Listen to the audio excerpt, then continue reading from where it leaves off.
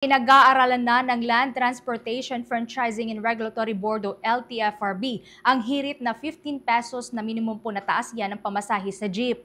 Sa isang statement, inamin ng ahensya na humaharap ang mga tsuper at operators ng jeep sa mga hamon dahil po yan sa pagsirit ng presyo ng langis at mataas na cost of living o antas ng pamumuhay.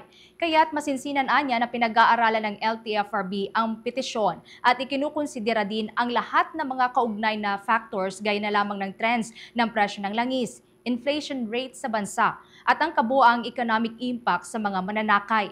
Gayon din ikinukonsidera ng ahensya ang posibleng magiging epekto ng hirit na minimum fare hike sa jeep sa panig ng mga mananakay.